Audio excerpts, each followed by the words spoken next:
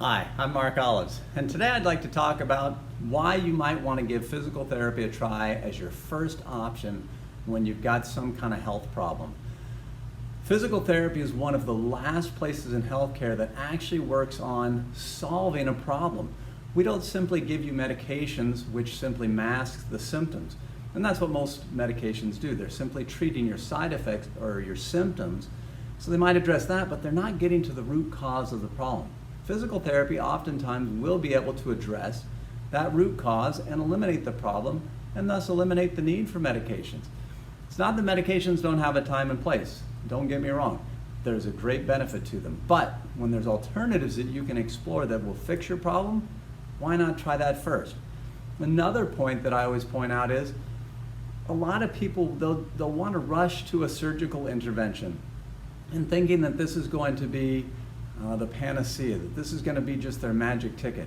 And I say there's a lot of pain with those, and in some cases, like say with spine surgeries, it's a one-way trip that you can't go back. There's no do-overs.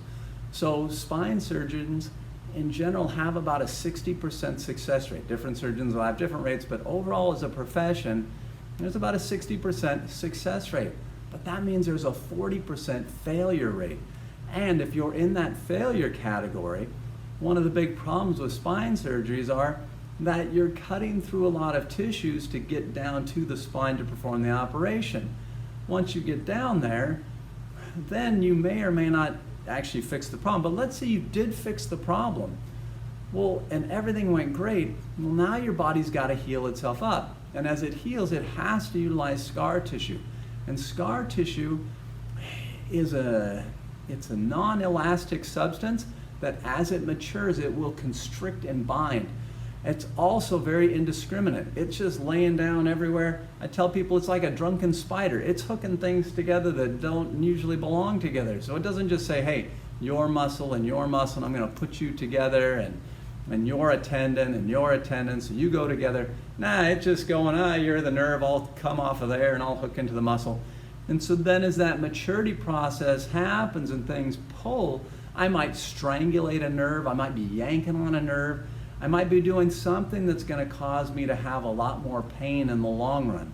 So I tell people you have to be very careful when you're making these decisions on your health care, because again, there's no do-over, because in this particular case, now that you have scar tissue, what are you going to do? Well, I could have another surgery to get rid of the scar tissue, but what do you think that's going to do? It's going to produce more scar tissue. So then you're on a cyclical ride that you can't get off, and there's just no way to fix you then. So I tell people to be very, very careful. Why not try conservative first? There's not going to be any negatives. So you try physical therapy, it doesn't work. What have you lost? You probably got stronger. You probably helped to increase blood flow to the area.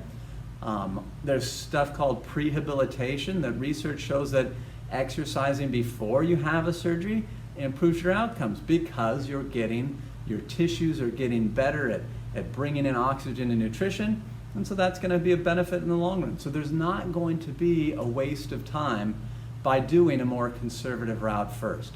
So try conservative, give physical therapy a shot, let us try and help you to solve your problem. Thanks.